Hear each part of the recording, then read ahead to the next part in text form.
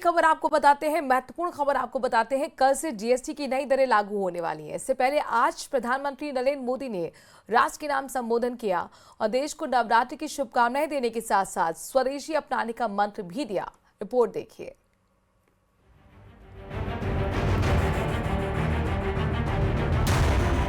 PM Modi ने राष्ट्र के नाम संबोधन दिया। पीएम मोदी ने कहा कि कल सूर्योदय के साथ ही जीएसटी रिफॉर्म्स लागू हो जाएगा।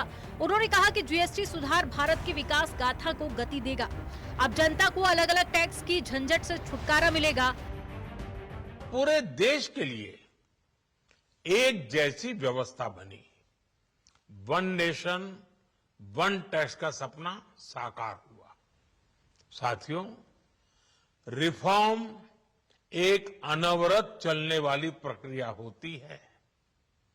जब समय बदलता है, देश की जरूरत बदलती है, तो नेक्स्ट जनरेशन रिफॉर्म भी उतने ही आवश्यक होते हैं। पीएम मोदी ने जीएसटी 2.0 सुधारों को देश हित में बताया। उन्होंने वन नेशन वन टैक्स को मजबूत बनाने और स्वदेशी मंत्र पर जोर दिया। मुख्य रूप से अब सिर्फ 5% और 18% के ही टैक्स स्लैब रहेंगे। इसका मतलब है रोजमर्रा के इस्तेमाल की ज्यादातर चीजें और सस्ती हो जाएगी। पीएम मोदी ने कहा कि सभी राज्यों और सबको साथ लेकर ही आजाद भारत का इतना बड़ा टैक्स रिफॉर्म संभव हो पाया है। अब गरीब को, न्यू मिडिल क्लास को, मिडिल क्लास को एक तरह से डबल बोनांजा मिल रहा है। जीएसटी कम होने से अब देश के नागरिकों के लिए अपने सपने पूरे करना और आसान होगा। पीएम मोदी ने कहा कि नए जीएसटी रिफॉर्म से देशवासियों की जेब में 2.5 लाख करोड़ रुपए से ज्यादा की बचत होगी। साथ ही एमएसएमई और छोटे उद्योग को नई ऊर्जा मिलेगी, जिससे भारत का आर्थिक ढांचा मजबूत होगा। Bureau report news 18 UP Uttarakhand.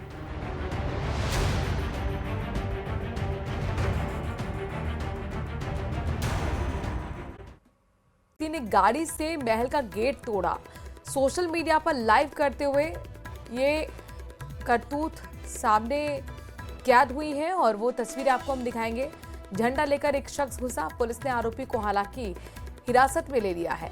तो भरतपुर से ब्रेकिंग न्यूज आपको बताते हैं। मोती महल झंडा विवाद ये सामने आया है। एक व्यक्ति ने गाड़ी से न सिर्फ महल का गेट तोड़ा, आप देखिए, बल्कि ये देखिए हाथ में झंडा है, लहराता हुआ अंदर तक घुस गया है। सोशल मीडिया पर अब ये लाइव करते हुए झंडा लेकर व्यक्ति घुसा, जो आपको हम तस्वीरों के माध्यम से दिखा रहे हैं। हालांकि जिसने जरूरत की थी उस आरोपी को पुलिस ने गिरफ्तार कर लिया है।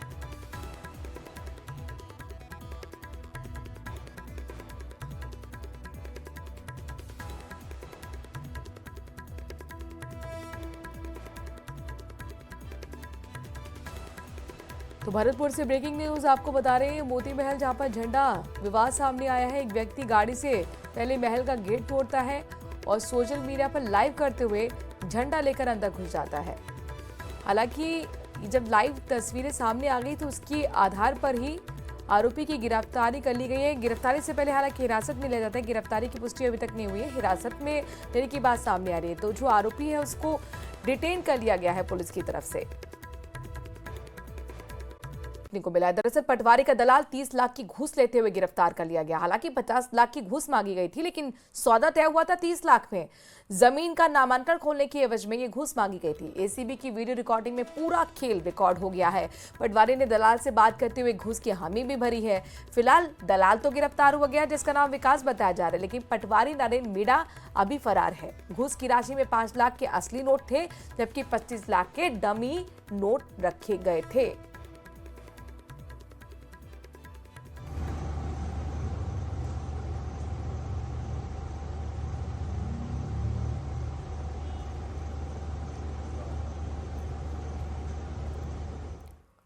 कोटकावदा के विरोधी लालपुरा गांव में संदिग्ध परिस्थितियों में एक व्यक्ति की मौत का मामला गर्मा गया। पिछले 6 घंटे से ग्रामीण और परिजन स्टेट हाईवे पर शव लेकर धरने पर बैठे हैं। गुस्साए ग्रामीणों ने दोषियों को गिरफ्तार करने और लापरवाह पुलिसकर्मियों के खिलाफ कार्रवाई की मांग पर अड़े हुए हैं। मौके पर एसीपी समेत पुलिस अधिकारी और जाब्ता मौजूद हैं।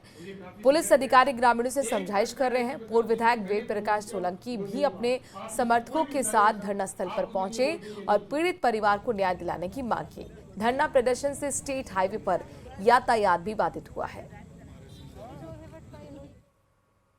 हनुमानगढ़ की भादरा की रासलाना नहर में 3 दिन पहले सिर कटी लाश मिलने के मामले में आज खुलासा हुआ और हरियाणा के नलोई गांव से भादरा पहुंचे परिजनों ने मृतक की शिनाख्त की। मृतक के भाई ने बताया कि उसके भाई आजाद सिंह से कुछ लोग रंजिश रखते थे। उन्होंने उसकी हत्या कर उसका सिर काटकर नहर में फेंक दिया था और आज उन्होंने भादरा चिकित्सालय पहुंचकर भाई की शिनाख्त की है, जबकि उसका सिर अभी तक नहीं मिला है।